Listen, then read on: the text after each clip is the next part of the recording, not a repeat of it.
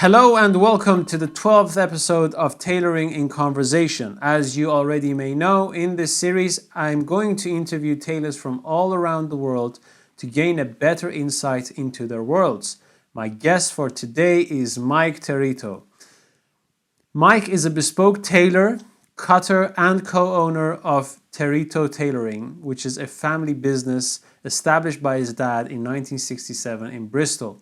He's the torchbearer of the family business now, and we have a very interesting conversation ahead of us. So let's get right into it. Thank you for making the time, Mike. I've been waiting for this moment. I think we're going to have tons of things to talk about, and I would say let's get going. One of the questions I'd like to ask before we get into any of the other questions, if me and you were 10 years old and we were friends, and we were outside now, what was it that we were doing? I think gosh, hell of a question.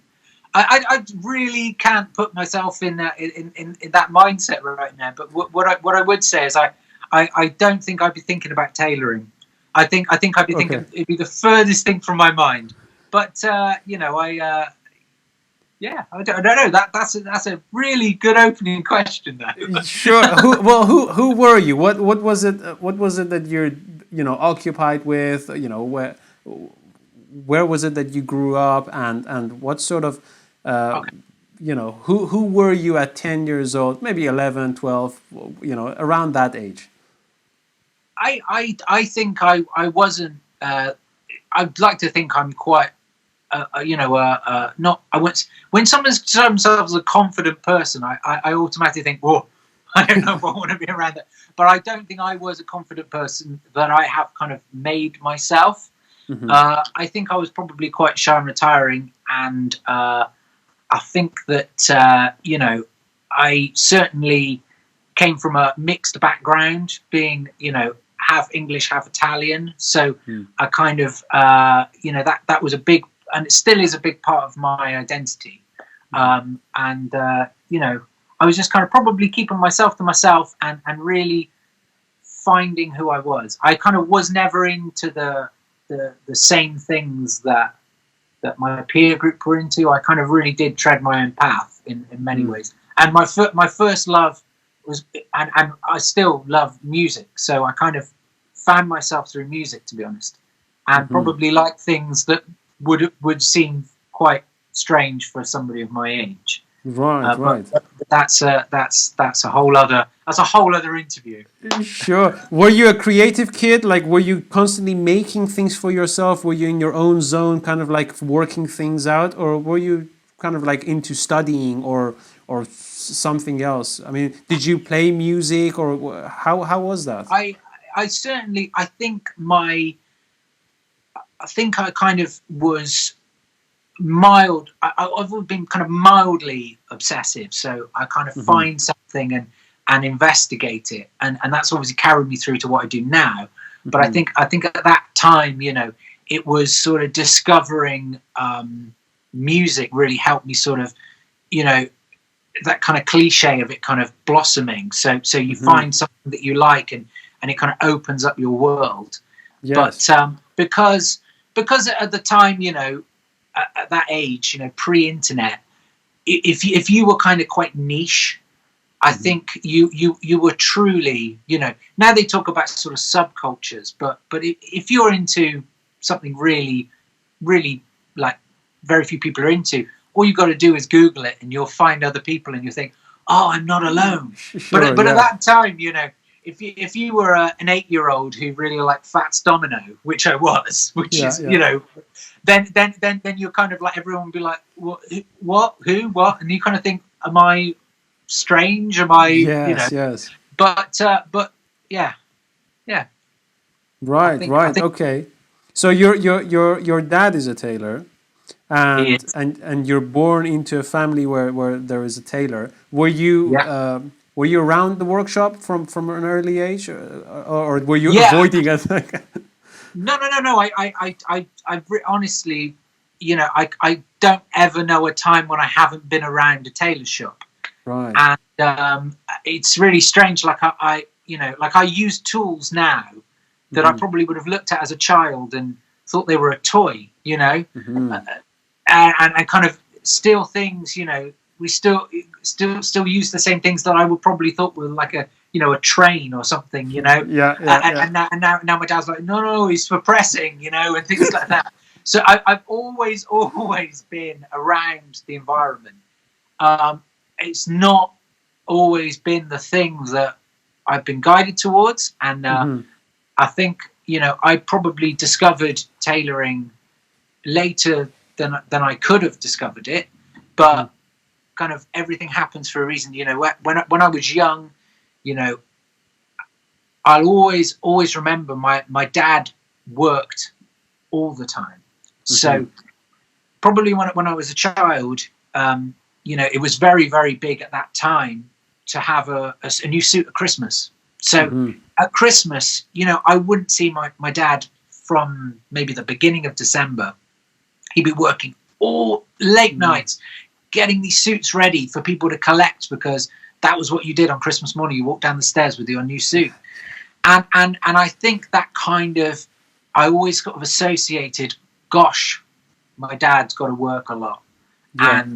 And I think my mother was really aware of that, and it to not sugarcoat it. This is not an easy life. Yes. You choose a job that puts incredible demands on you, and I think with my mum being married to a tailor, and my mum's a great seamstress, even though she doesn't work in the family, but she's just very talented. She knows how to sew and knows about the intricacies of this.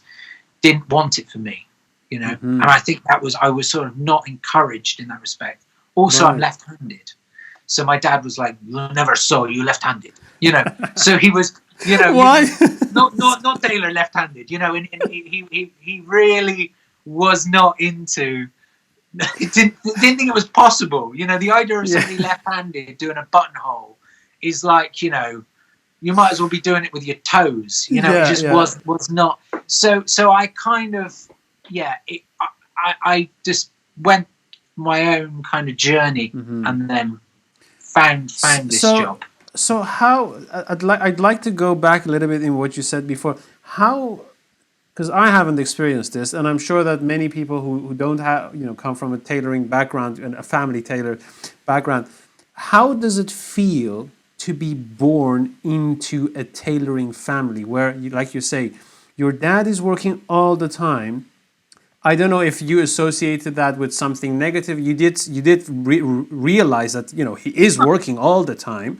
Maybe I don't know if you were aware that he's like really passionate and he's responsible. So those together, it means that you're never going to see him unless you go into the workshop or How did it feel to like just grow up step by step with someone who's in a workshop and you're in the workshop and you're playing with irons and you think they're trains or you think the scissor is like a big dinosaur or whatsoever?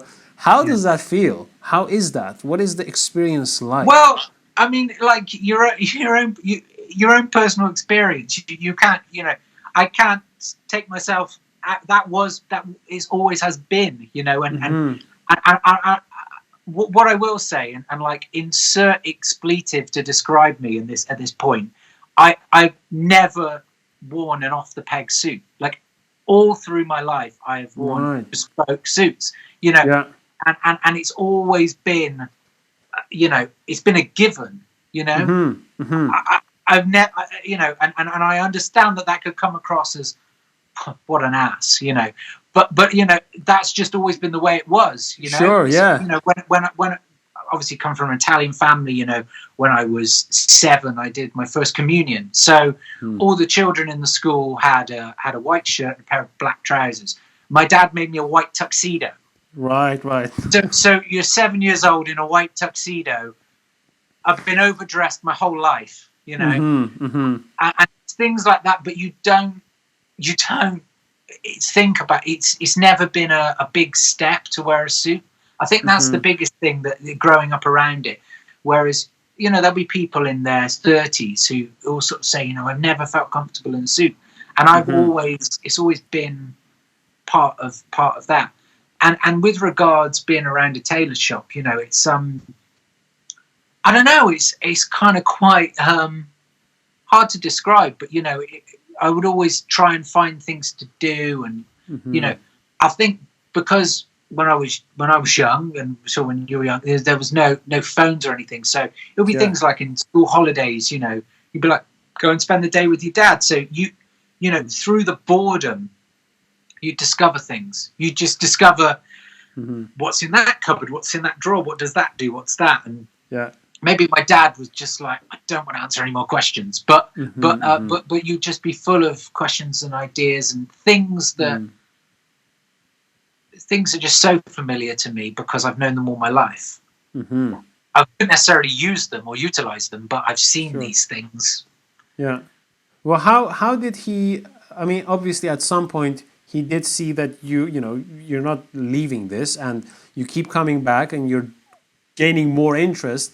Did he at some point say like, yeah, you're left-handed, and that's kind of like impossible, but okay, I'll show you a few things. Did that kind of like gradually happen, or was he like really resistant up to the last? How did I come to this? Well, I mean, to cut a long story short, I think that there was a fork in the road for me, where when I was at school, and I was, you get to the point where you're choosing your GCSEs. You want to choose what you want to do, where you want to go.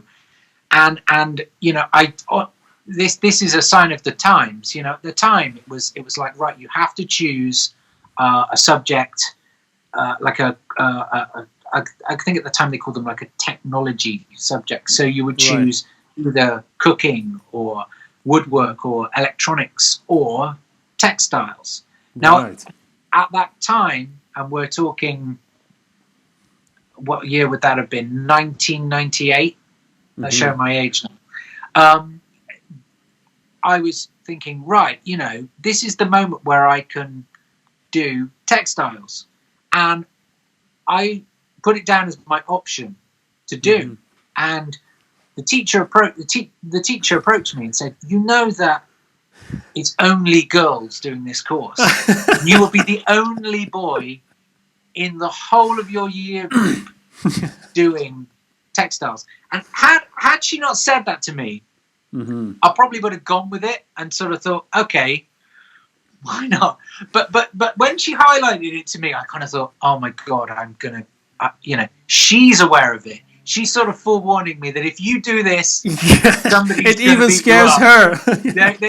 And whereas now, obviously, things are, and it's brilliant that that would not be a conversation that a teacher would not question as to you sure you want to do this, and in that not happening, I could kind of root that was the moment where I kind of veered off course. Right. Had I gone into that, and had I been like, had a reason to because obviously when you're at school, you it's not like I'm working here and going to school. That would have been a reason for like, Dad, I need you to show me how to control the machine. I need you to show me how to do this. I need you to show me how to do that.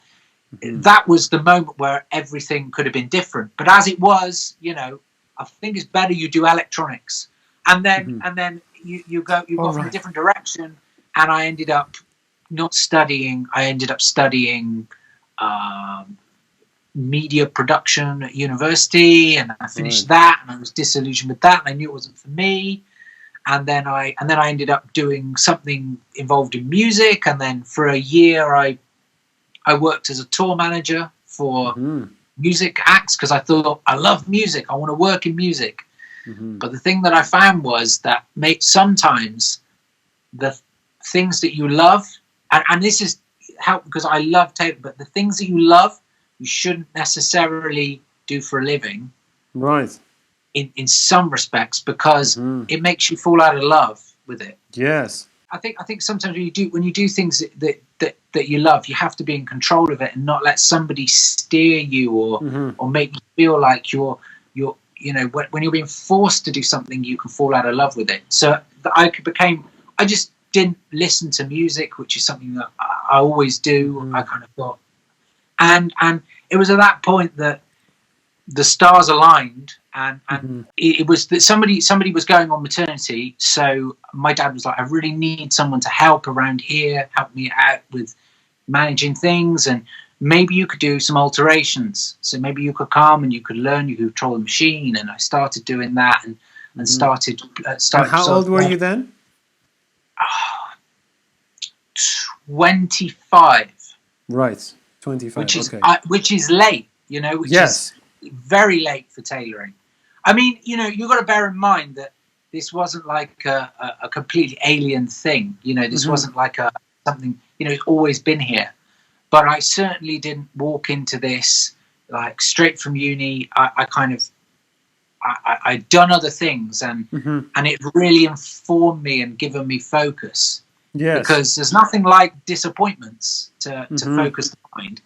And I think what I realized was that I kind of, for years, I wanted to do this, but sometimes, especially when you've got parents, when you've got parents in jobs, it's really hard to ask them for help, or not that I have a bad relationship with them, but to sort of come to my dad and say, Dad, I want to be a tailor was a very difficult conversation to have. So in falling into it and learning it kind of quite organically, and I think my dad wanted me to come here, and it's like, if you can control the machine, then you got to learn to control a thimble. If you can control a thimble, then you can control a such and such.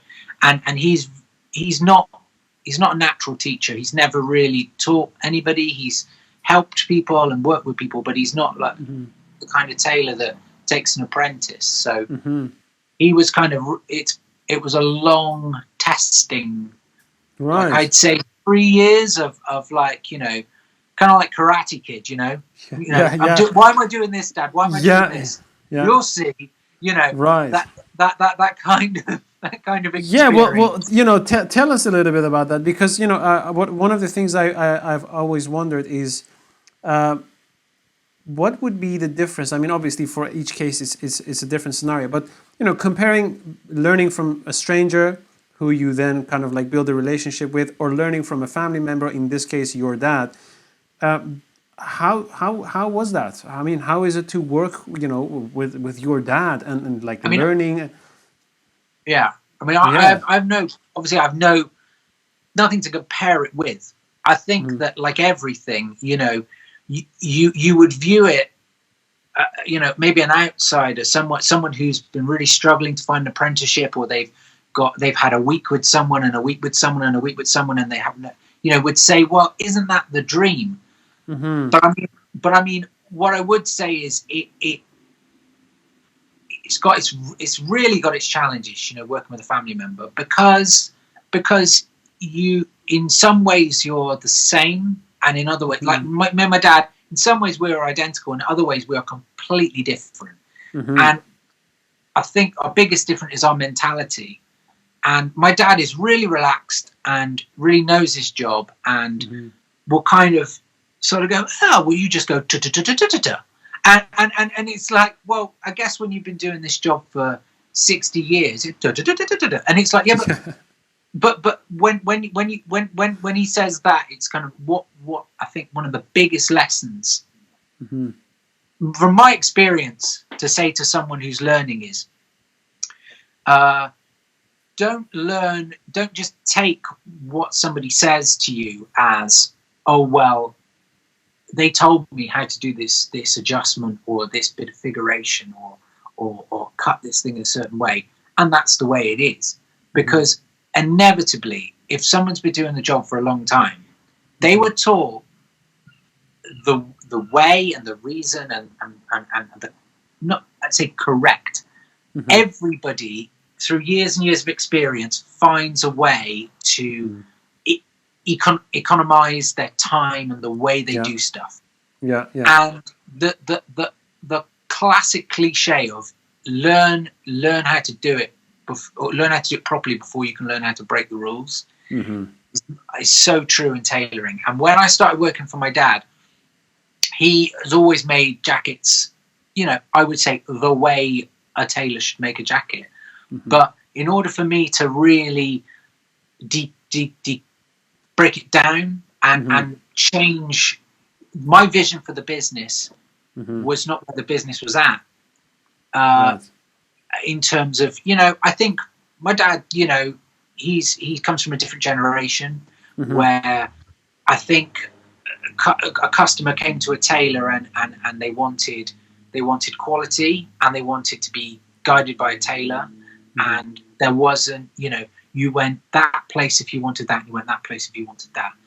Whereas I think nowadays with way people can look online and they can learn about the way suits are made in Florence and the way suits are made in Naples and the way things are done differently. The biggest challenge was getting my dad to sort of, I say to Dad, you know about how to do spalla camicia? He'd be like, yeah. Well, I haven't done it in 50 years. Yeah. Why not? Well, because I don't like it.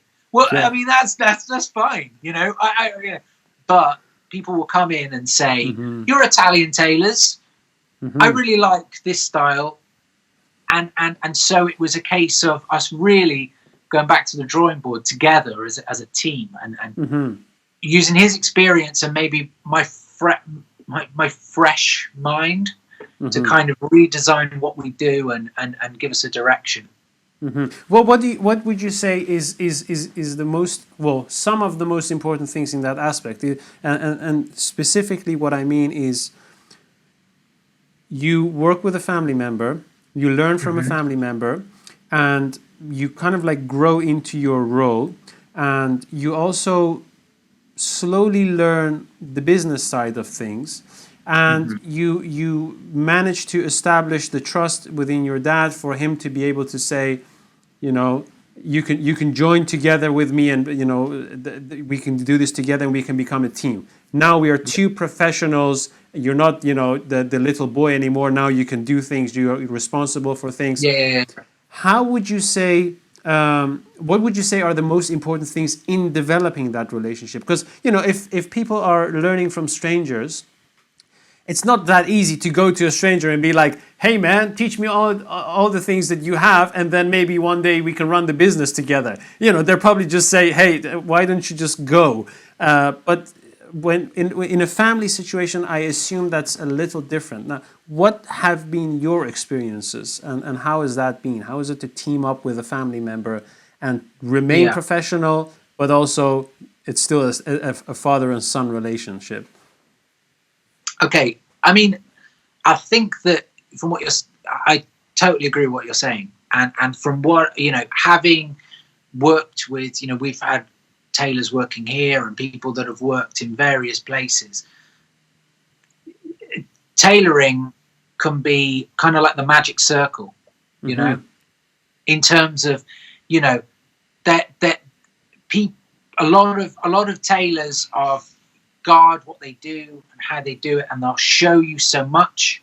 They'll like bring on an apprentice, but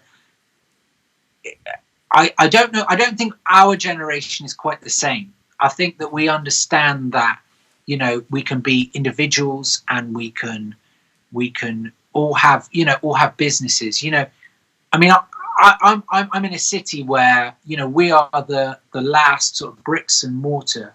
To my knowledge, I mean, we're the last bricks and mortar bespoke tailors. But if someone opens next door to me, it can only further what in the city, the understanding of the trade and what happens.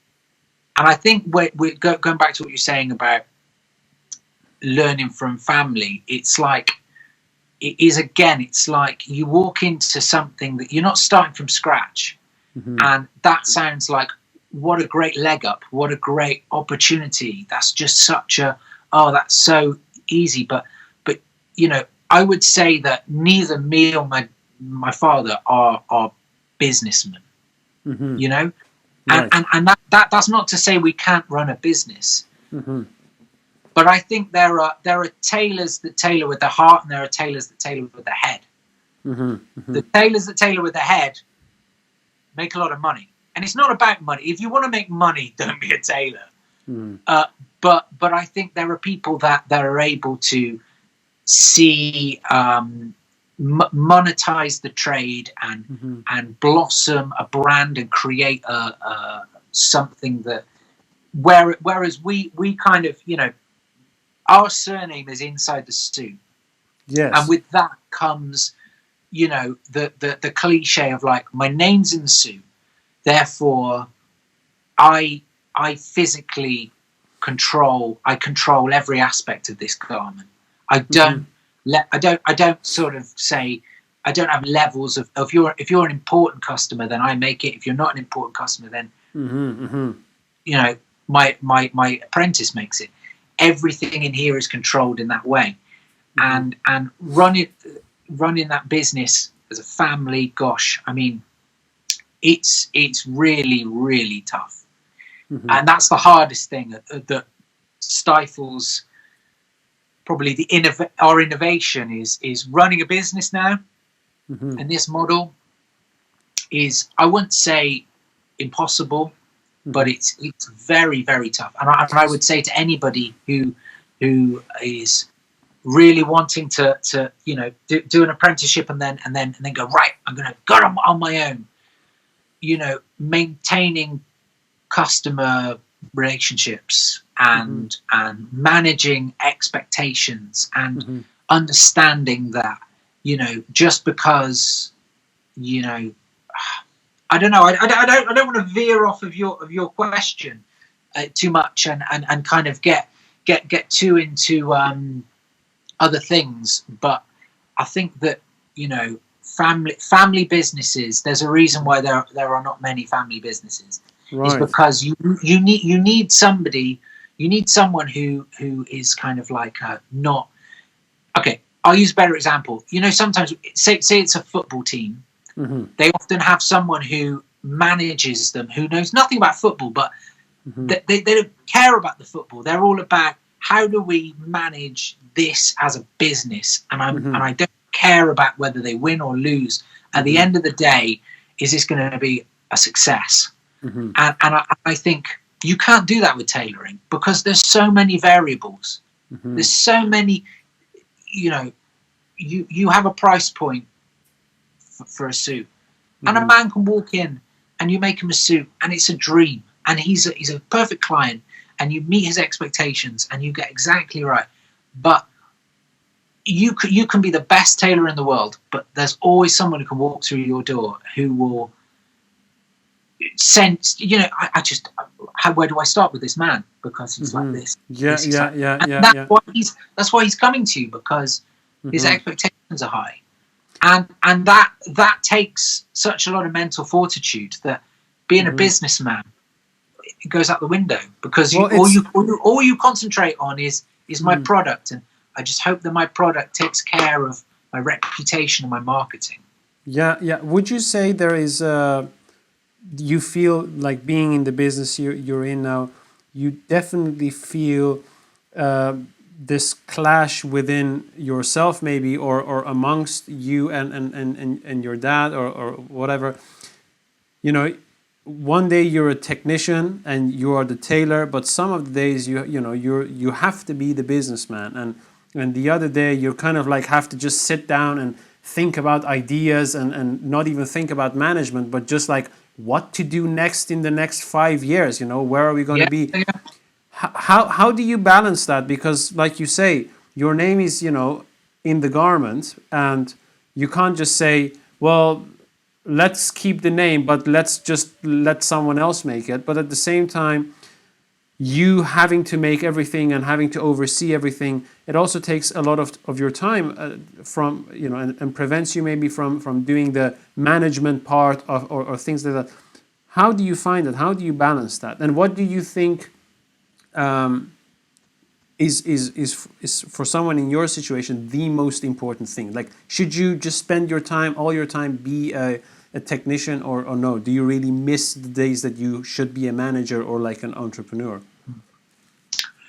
I guess the first thing to say is, like, personally, I think I'm the prime example of someone that works too much in the business to work on the business. Right. And that kind of goes without saying in terms of like, you hear a lot, you it's a very demanding job. Mm-hmm. It will be very, very easy to streamline and make more money by implementing all the things that are available to you technologically. To say, right, I'm going to draft a pattern, I'm going to cut a jacket, and I'm going to find someone who is happy to make me a jacket for X, and I'm going to sell it for Y. But my stupid pride, maybe, I really want to make a success of what I want to do, and I think that's the toughest thing, and the biggest problem I think that bespoke tailors, certainly that work with my model, might find is now people don't work with word of mouth. I'm pretty confident that if someone in my city or my surrounding areas or anywhere in the world says, you know what, I met this great tailor, you should go and see him.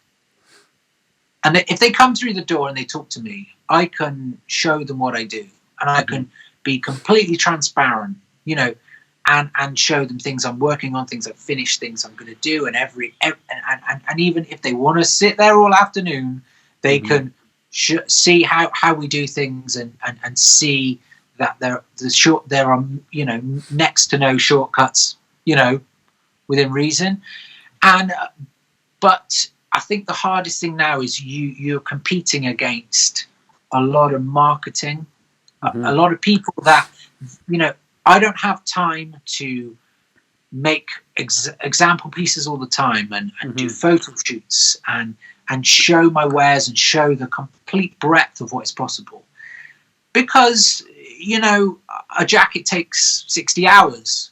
So am I going to take 60 hours out of my time? I mean, case in point, I maybe in the all the years I've been working here, I've maybe made myself 10 suits. Right. During lockdown, I probably made myself 5. Right. So I made myself, in 6 months, I made more suits than I made the rest of the time I've worked here. Because yes, you have to look good. You have to show yourself off, show your brand off. But if you're making something for yourself, you're not making something for a client, and that's where my model falls down, because I can't be the dandy about town, because I'm making everybody else look like the dandy about town, and they might not be comfortable being my, can I take a photo of you? Can I put it online? Can I show? Because it's a very secretive trade, people don't want to know that they spend the money or who their tailor is. People can be quite close about that. Yeah. Well, I don't know if that answers your question. Yeah, you guys are in Bristol, right? Yes. Yeah. Now, so there's a couple of things that I'd like to know for myself, because I don't know anything about it, but I also think it's going to be very valuable for whoever is watching or listening this.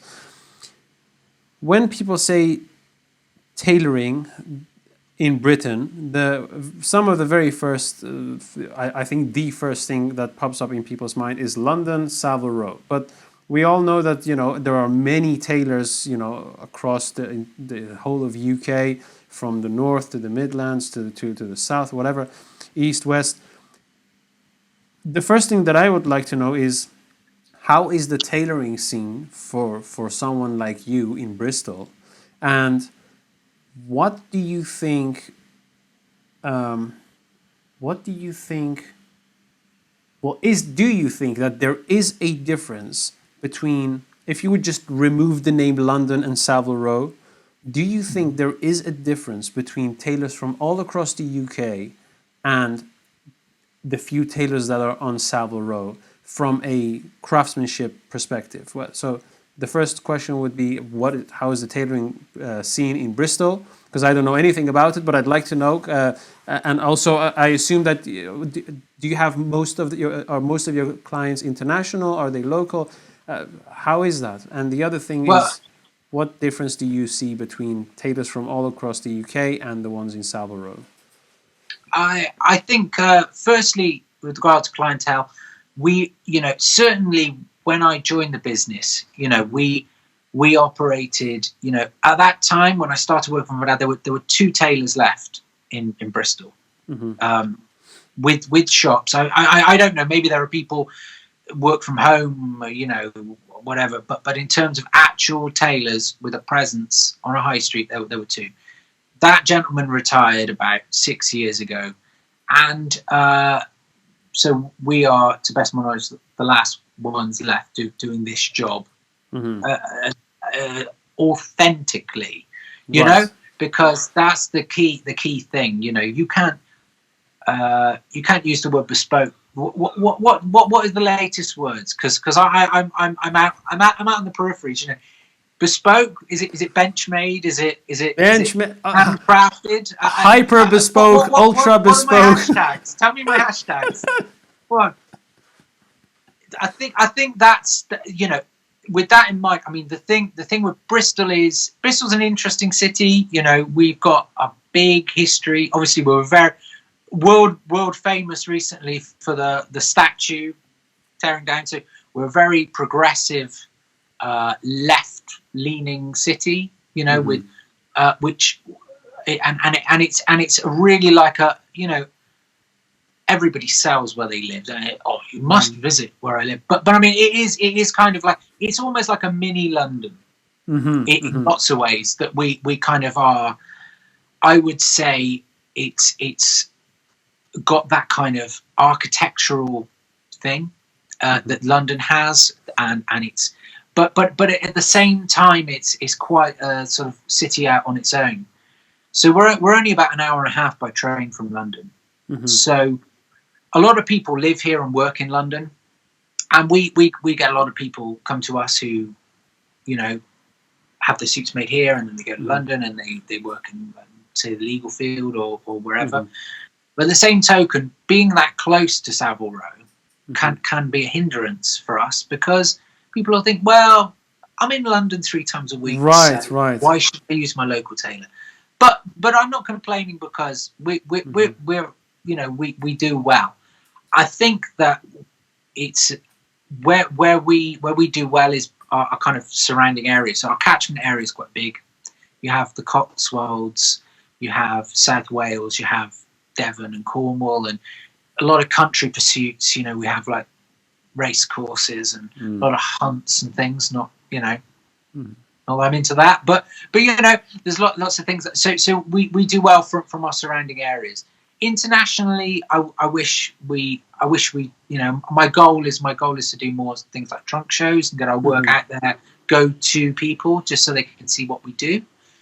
And sorry, the second part of your question was... What the second part was, do you think there is, from a craftsmanship level perspective, do you think there is a difference between the tailors who are on Savile Row, if you just remove the name Savile Row, and the tailors who are just spread across the whole of UK?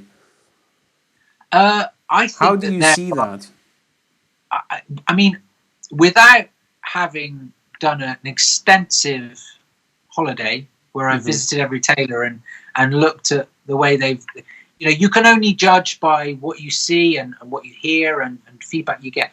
I think that I have no doubt, Savile Row is certainly in this country, has the reputation and is the go-to.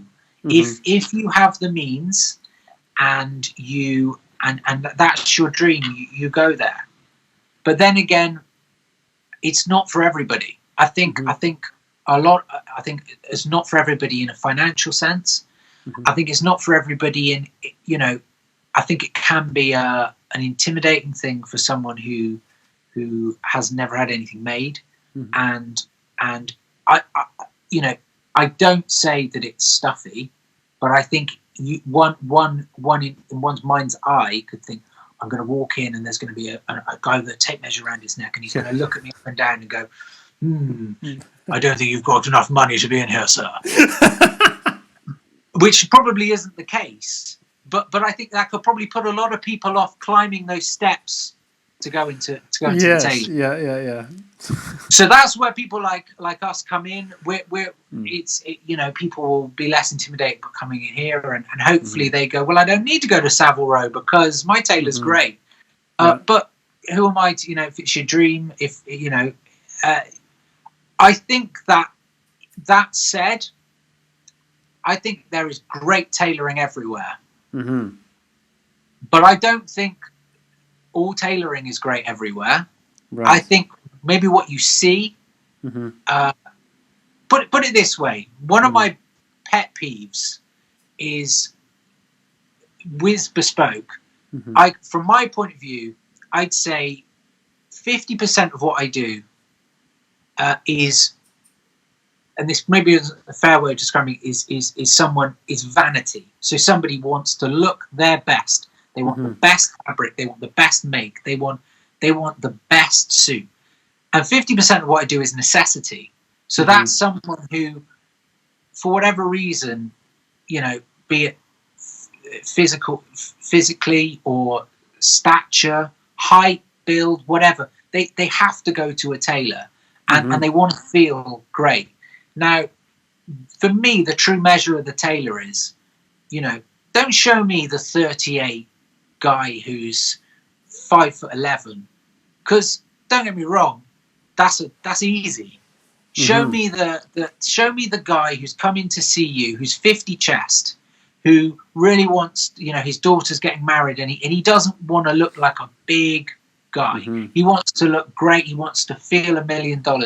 And show me that guy leaving your shop with a smile on his face, saying, "You know what? I didn't think it was possible, but this tailor's really done something for me." Because that's the most rewarding part of the job for me. Because that 38 model physique guy could go in any. He could go to made to measure, and probably get a suit that to the untrained eye would look just as good.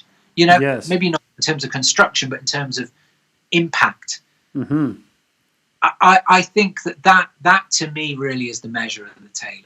Is how do you deal with all types of people. Yeah, that is true. Unfortunately, you don't see it. You don't see you see what people want you to see. Yeah. Well, that's the funny part, because nobody. Well, I guess nobody wants to take a photo of a, like you say, 55 chest mannequin and be like, look at what we made. Everything is like slick and smooth and slim and very pleasing to the eye, obviously. And perhaps it makes the 50 chest person look at that and be like, hey, maybe I could look like that as well. But people don't display that often. And speaking about mannequins, I actually was thinking about this. I don't know what you think of this, but do you think that the mannequins the tailors use has an impact on their cut, like on their vision and what they seem to be liking? You get used to your mannequin. Yeah. Right? Well, look, funny you should say. I mean, I've got one, like, it's right over here. I've got a 1928 Stockman, right? Now, it's a 38, it says, made in Paris. It's really, it's a beautiful thing. I have never made a suit that's looked good on that mannequin. They just, the mannequin is more beautiful than anything I've ever put on it. Right. And it's just it's a really interesting, like, the shape of the shoulders are very, and I guess maybe at the time maybe people were a lot more slight. The shoulders are very nipped, and the chest is very barreled. And God, if I made things to look great on that mannequin, my suit would look terrible. Right. But then I have, like, the Kennett Linsel, the 38, 40, 44, I think I have. I wish I had the means to have every size of that, because the hardest, when you talk about making things for a big guy, until you've got a lot of experience doing it, you tend to make it. And, like, You hold up the sleeve, you're like, is the pitch right? Yeah. And like you use both hands. Like, is that pitched right? I can't tell. You know, the art is like 28. You know, gosh, you know. So that, you know, going back to that point, that's why I really think, you know, yes, I think you're right. I think that the fact that they don't make maybe Kenneth Lutz will do it custom for me, a 50 chest one. But because it doesn't look good on a mannequin, people don't take photographs of it. But then there is that, you know, ongoing narrative in the fashion world that, you know, small and slight is beautiful, which is like, you think about, I have a lot of old tailoring books here, you know, Tailor and Cutter, International System, Sectional System. And in all those books, you know, tailors had to, you know, it's like how to deal with a hunchback, right? Yeah. You know, so tailors had to deal, and how to deal with, you know, seriously bow legs. That was part of learning to be a tailor, was that, you know, things that people would obviously have corrected medically now. But years and years ago, your tailor was like a chiropractor. He was an osteopath. He would come and say, okay, we can't do anything about the fact that your legs are like that, but we can cut your trousers to flatter you. Yeah. And a big, I think we're in danger of losing the art of fitting things for your asymmetrical man, for your big man. Yes. And tailors have said to me in the past, the most important thing with a big guy is he can do it up. If he can do it up, he's happy. And it's a terrible attitude to have. You know, just because the guy can button, he's going to walk, he's going to be happy. He's never had anything to button at the front. And it's like, well, easy peasy. If you make like that, then good luck to you. Yeah. Because as soon as you get lackadaisical about anything, you think he'll be all right. He's an easy guy. It's like that easy guy will bite you in the, you know. One day he'll turn up and go, you know what, I've put up with this long, but the check doesn't quite run on this sleeve. And then, you know, you're in trouble. Yeah. Well, great thing you say there, because, you know, if anything, one of the main things a tailor does is work with people who are asymmetrical and have things they want to hide, and, you know, whereas now it seems from this is, I guess this is the influence of social media. I've wondered, I've never seen any tailoring company post a seriously disfigured suit, you know, or person that they have made for. It's all like beautiful mannequins, like you say, 38s. And I do wonder, is like, is it just less people going to the tailors nowadays, or less, you know, or like you say, are people first going to the doctors to have things medically corrected, or are they, you know, or are they tailors losing the skills? You've got to find two things. You've got to find a guy who's got a condition, say spinal scoliosis. Not only has he got spinal scoliosis, but he's got the means to buy a bespoke suit. You're right. That's it. Okay, right, so right. You got two niche things there. There's one guy who does, to be fair, and I'm not going to mention his name because I'm not going to give him a free advert. Sure. But there's one guy on Instagram who does post things that he makes for a lot of guys with you know, shape, you know, odd, unusual shapes. And for me, it's not only is it fascinating, but, you know, the art of tailoring is, to me, the art of tailoring is making everybody feel exactly the same when they leave your shop. Right. And you know, we can get so bogged down with the art of tailoring being, you know, stitch width and this, that, and the other. But you know, once somebody leaves, and this is not to say one shouldn't do, you know, pick stitch beautifully, because, you know, that's a matter of personal pride. But once someone leaves your shop, no one's going up with a magnifying glass checking the stitch, right? That just becomes something that tailors, you know, tailors do to other tailors. When someone goes into another tailor shop and says, I had this made by this other guy, and can you alter it? And they look and go, that handwork's a bit crap, you know. That's the only time that gets judged. What gets judged is the guy feeling great in the suit, Mm-hmm. wearing the proverbial out of the suit, Mm-hmm. because that is not only makes the customer feel great, but that's what sells your product. You know, Mm-hmm. Mm-hmm. you make a guy like that happy, he's going to Mm-hmm. tell so many more people than our classic Yes. 38 5'10" guy. Yeah. You know, and I think that's what another thing that I would say to people learning the trade is, like, you with all due respect to everybody's doing their apprenticeship, you might think, you know what, I've worked at this place, I can make a jacket. Mm-hmm. Don't be afraid to be a student. You know, Mm-hmm. my dad's going to be 77 soon, right? Mm-hmm. And I can tell you that every single week he does Mm-hmm. that, Mm-hmm. Mm-hmm. right? Mm-hmm. And you know, you would think, you know, having done this job for, my God, more than 60 years, Mm-hmm. that nothing would faze you. But the thing is, you can put together a jacket. You can Mhm. be a great coat maker. You can be a great cutter. But it's not like learning to be a carpenter, Mm-hmm. where you get the skills down, and providing your measurements are good Mhm. and things are symmetrical, Mm-hmm. goes everybody's got the potential to mess with you. Yes. You know, be it, you know, be it that they put on weight, they lose weight. You know, we've Mhm. had this issue through COVID where we've started suits, Mhm. and people have either lost a lot of weight or they put on a Yeah. lot of weight, Right. or guys have started working out, so they've suddenly started getting shoulders and straightening up. So, Mm-hmm. you know, I'm having to, like, Yeah. I'm one guy, I'd finished the collar, it was already, you know, it was you know, we were at an advanced stage. He went to the gym, his shoulders are like, so, and he developed all around here. Right. I had to strip the collar off. I had to make him a new collar, you know. So, Right. so you don't be afraid to be a student for longer.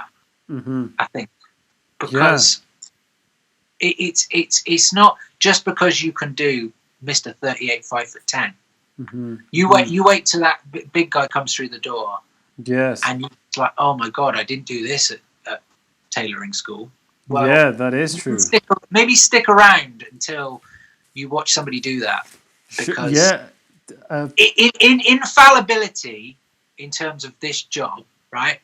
Like, nothing should be able to faze you, right? The true tailor, you know, I want a, you know, pink tailcoat with a blah blah blah and a blah blah blah and a blah, you know, and I want it in the style of the court of King bloody blah.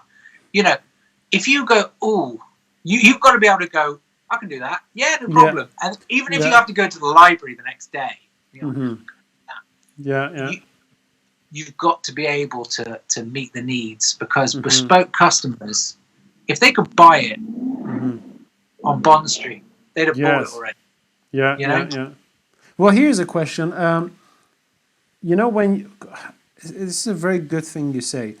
You know, if you really want to excel and master what you want to do, you have to be a lifelong student. It's never ending, right? How would you say, or when would you say, hold on, let me formulate this question well. If mastering something means you need to be a lifelong student, when will you as a student know that you're ready to go out on your own? What would you say to that? I would say, right, you can master buttonholes. Mm-hmm. You can master doing collars.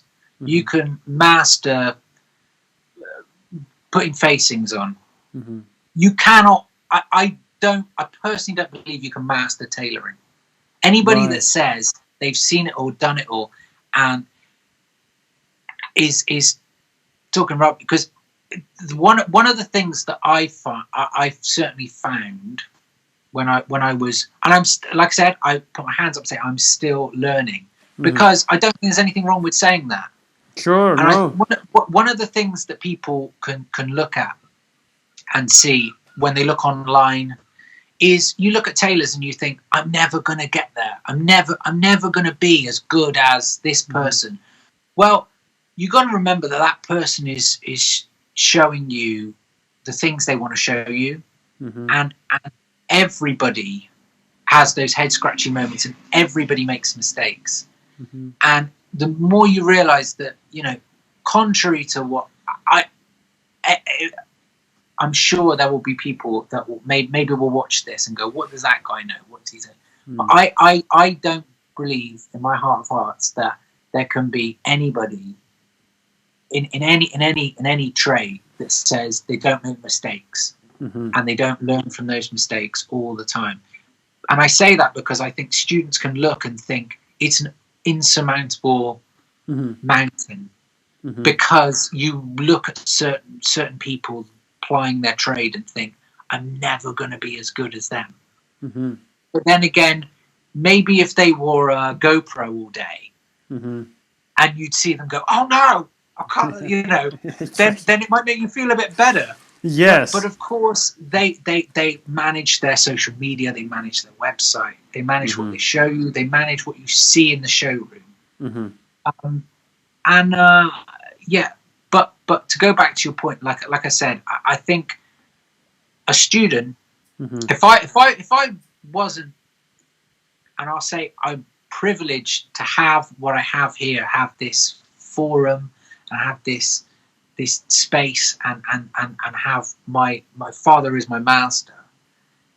If I was to say to a student, I would say, you know what? Don't look at it like, you know, you've got to be great at everything. Maybe think, you know, I'm going to be great at something. Because if you're great at something, say for example, someone comes through the door here and they come in and they say, I've been to this, I've done this course, I did some work experience here, and I want to come and I want to learn how to make a jacket.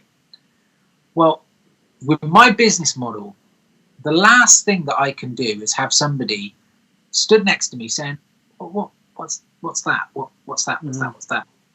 And that doesn't seem, because I know how important it is that you pass on knowledge.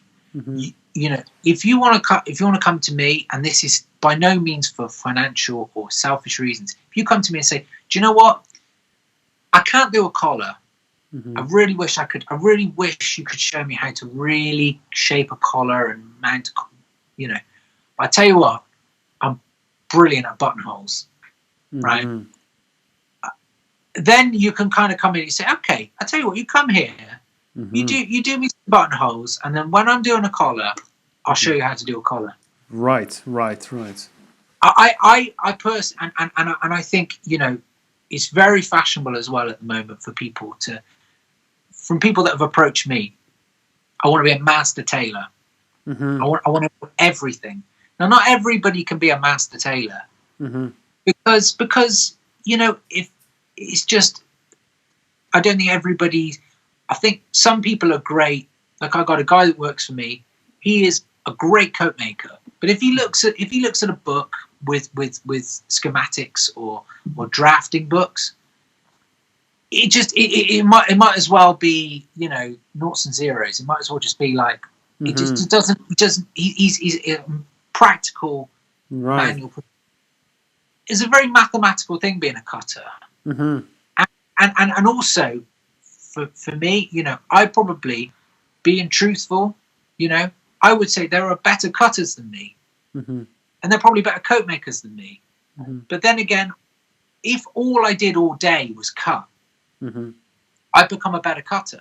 If all I did all day was be a coat maker, I'd be a better coat maker. But I'm jack of all, you know, and I can say without doubt that, you know, we make a great garment here.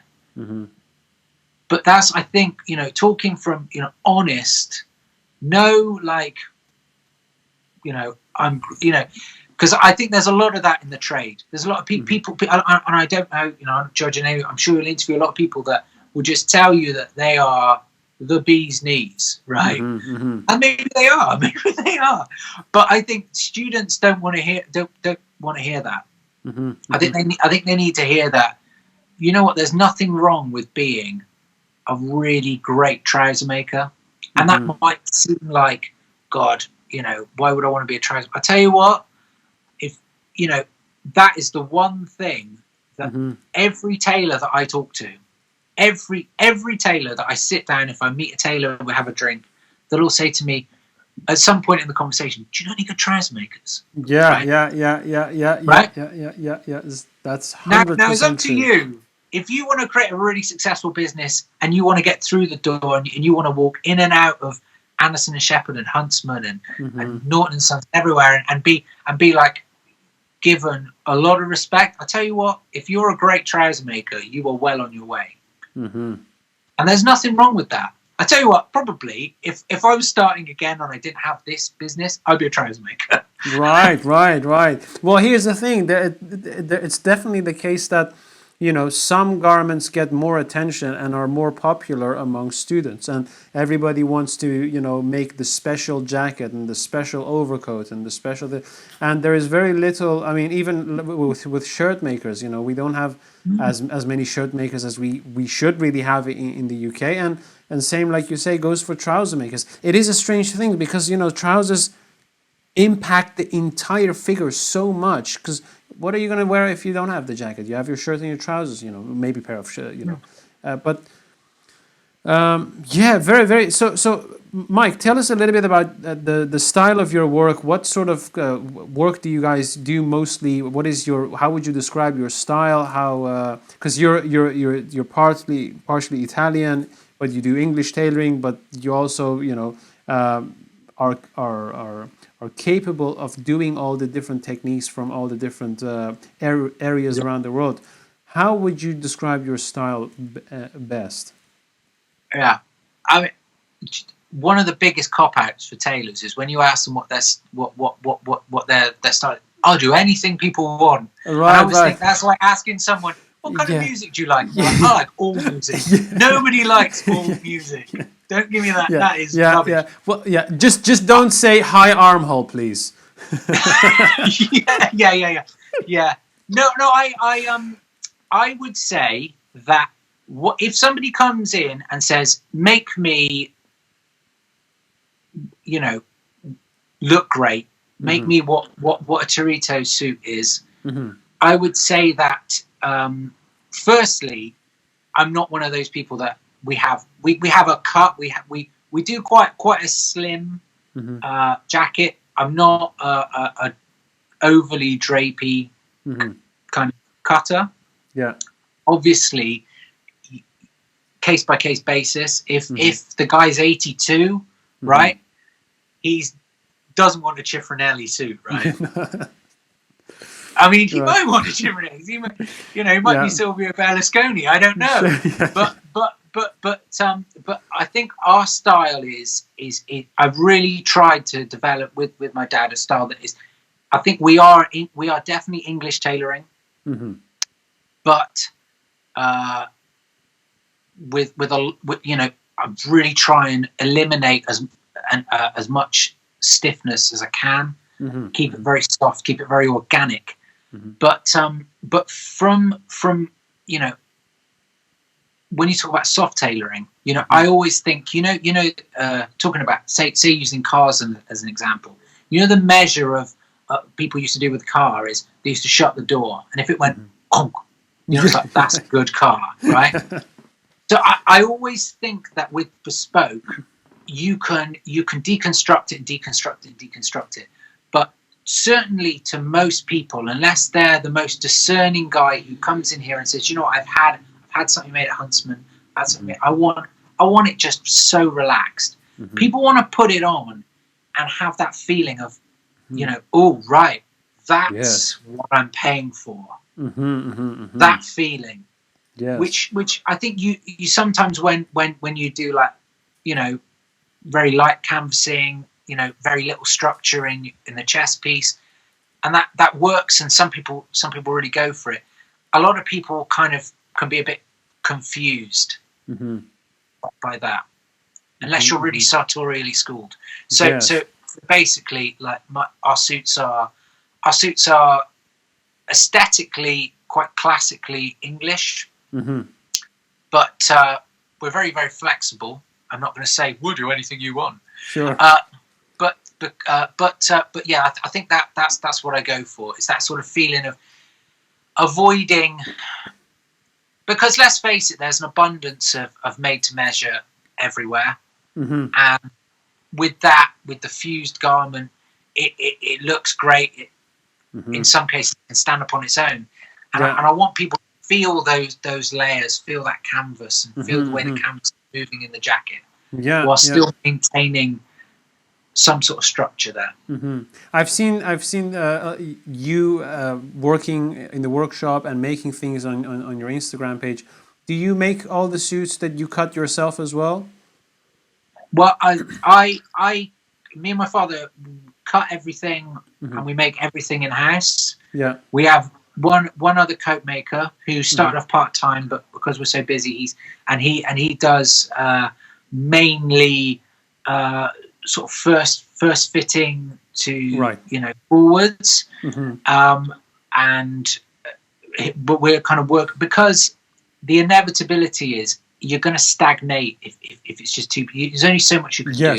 Yeah. And like I said, my father's 77.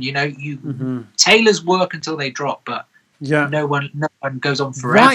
Why is that, by the way? Why is it so that every tailor who is they usually live until they're 90, and they usually work until they are 90 or beyond? Why do you think that is? Is it like really the passion, or what is it? Maybe it's really pretentious to say, but wasn't Picasso still painting when he was like? Really yes, he was. I guess the enemy of the old tailor. I think, and I could generally say that my dad's actually been very lucky, but the enemy of the old tailor is arthritis and the tips of the fingers. Right. I think that a lot of the old tailors that I've spoken to just say, you know what, they lose the feeling on the tips of their fingers, and then I think if I can use my dad as an example, going back to like when I was young and he'd work all the time, if you work like that and you make it your life's work, you've got suits everywhere. You've got people to please. You've got to be a different kind of person to say, you know what, today I'm going to play golf. Right? His life, his hobby is everything. Is meeting people and working and satisfying people. And I can genuinely say, like, my dad is only 77 on a Sunday, right? When he's not tailoring. Yeah. Every other time, people are coming and say, "You're not 77. You're 60." Yeah. I'm not going to say you're 47, because that would just. But I mean, in terms of it's in your blood, and you can't let it go. I always feel sorry for trades where you like to use, maybe I'm using football as an example, because at the moment, it's the European Championship, and I always kind of feel sorry for old football players who they've just worked it out in their brain how the best way to play this game is, and the legs have gone. So it's like, throw me out the legs because I've got the brain. Yeah. And I think tailors are quite lucky, because as long as you don't get the arthritis, there's such a kudos and respect that comes with age and experience. Yeah. And I think a lot of tailors thrive off that. People will come in and say, "I don't want to see." They don't want to see me. They want to see him. Well, what do you know? You've only been doing this job 14 years. Well, have you ever had that? Oh, we different people. We're kind of like. I wouldn't say good cop, bad cop, because that sounds like a completely different example. But if an older chap comes in here, a guy who's tired, who but loves to dress well, I can serve him. But ultimately, he wants my dad to say, "Yes, sir, that's the one," and then he'll go for it. Right. Whereas if someone in their 30s who's getting married comes in, my dad can give him his opinion, but ultimately he wants me to say that's the one. Yeah. And I think people look to you as really oracle of what they should do. Mm-hmm. Right. Yeah, that is true, man. That's something that I often think about with people that start out on their own. You know, who are very talented tailors who think, you know, I'm good enough and I feel confident enough to go out on their own. I think it's always worth remembering that certainly, you know, a big part of your customer base is not going to be your peers. Yes. And learning to be around and to a lesser extent entertain someone of advanced years and be able to talk to them and create a rapport is a really important skill to learn. Yeah. You know, yeah. I often find myself going for lunch with, you know, someone who'd be like, you know, they're like 73 and they're like, let's do lunch. Now, you got to work. What do I talk to a 73-year-old about at lunch? You have to learn some patter, because that's a really good and loyal customer, and you can't afford to alienate that guy. Yeah. Well, man, but he doesn't watch Love Island, so it's no good talking to him about Love Island. yeah. No, but this is an incredibly important thing. What you mention here is because, you know, not only do you have to learn the technical side of your craft, but also the social side. And I think that is definitely a barrier for a lot of apprentices, because, you know, they focus so much on making. And if they don't put themselves out there in any form to learn the subtleties of interacting with someone who you don't know what to talk about, you know, and all those things, it's like you still need to, you know, you can't say, sorry, man. Yeah, you know. So how has that been for you? How did you learn those skills? You know, because I mean, obviously you have clients, but apart from that, did you go, you know, go after it and try to find things here and there?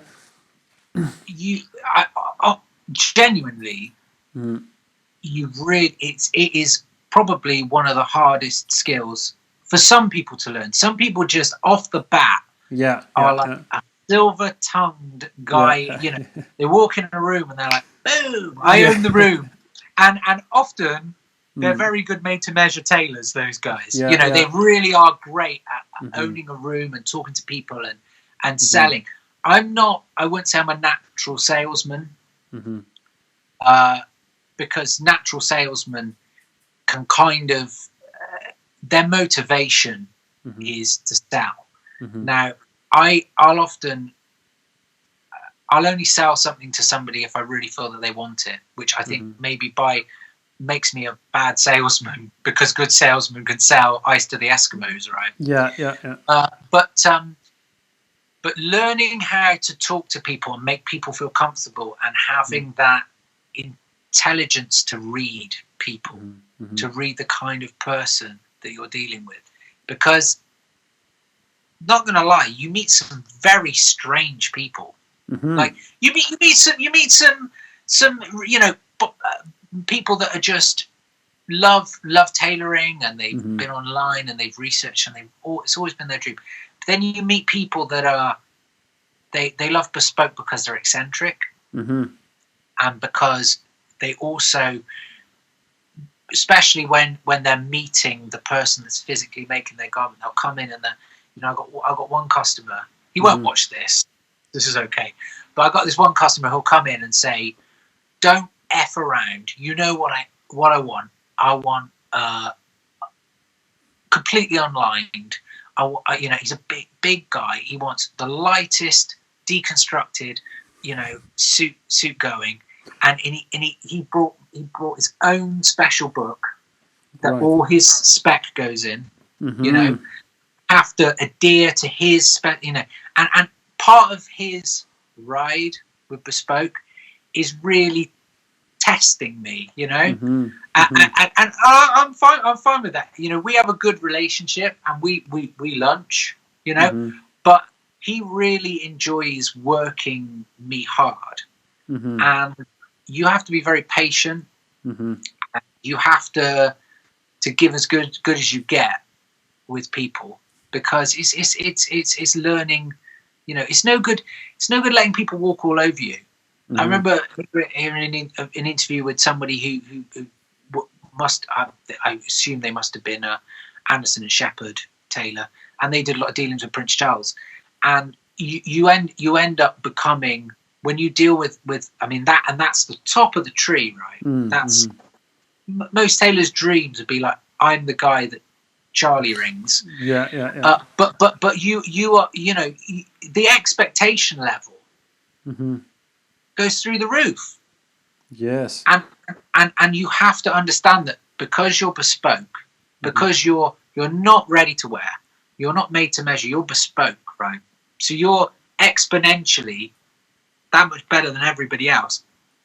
And people walk through the door and expect, they want a Rolls Royce. They don't want a Ford Fiesta. Yeah. I drive a Ford Fiesta, by the way, so I'm not. No, Yeah. It is that is the case. Okay. Well, I'd like to do a speed round, and so I have a couple of words. Speed round. Yeah. You tell me what the first thing is that pops up your mind, and we'll start with Savile Row. The best and maybe the worst. That's interesting. The best and the worst. Okay. The essence of tailoring.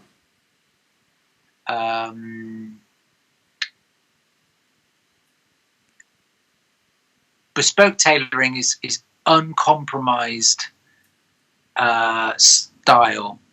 Uncompromised style. All right. Okay. Work and life balance. What if you find any? Can you? We'll ship it to you. Apprenticeships. Necessary but complex. Tailoring schools. Ooh.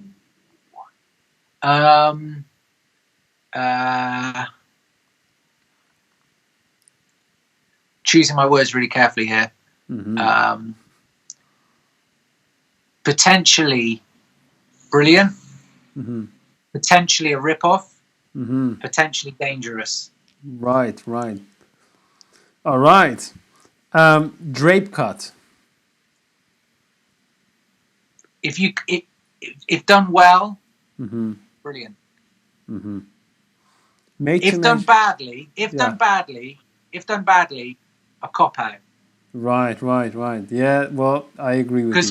Because done badly, it's drape. No, it's not. It's big. It's drape. No, it's drape. Yeah, sure. It's drape, man. Made to measure. The bane of my life. No. I mean,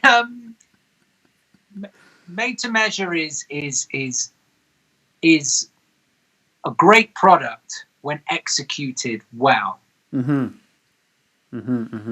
Not bespoke, but it's a great. It allows a lot of people to have something that is much better than what they would buy in a shop. Right. Okay. The future of tailoring.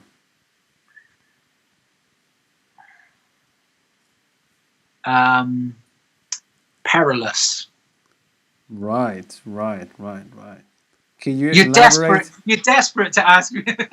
Can you? Yeah.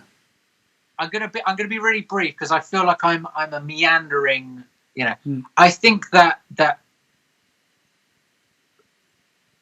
technological advances are brilliant, but I think it could be quite dangerous with tailoring. And I think that there's the abundance of information and material available to people can hoodwink people to think that they're more ready than they might be. Instagram can show things to not be what they actually are. And things like, I remember reading about the body scanning thing. Right. Yeah. Now, it reads great, doesn't it? It sounds fantastic. Yes. But all the things I was talking about, as soon as you lose the eye, as soon as the eye is gone, as soon as people start thinking, I don't need to clock that guy because the machine's going to clock him, Mm-hmm. right? When those skills have gone and you don't have to push yourself, Mm-hmm. I think that tailoring could become like sheep to suit without anybody touching it, Yes. and Yeah. and still be bespoke. Right. Okay. Well, here is one. The worst thing about a family business. Emotional attachment. Right. What would you say is the best thing?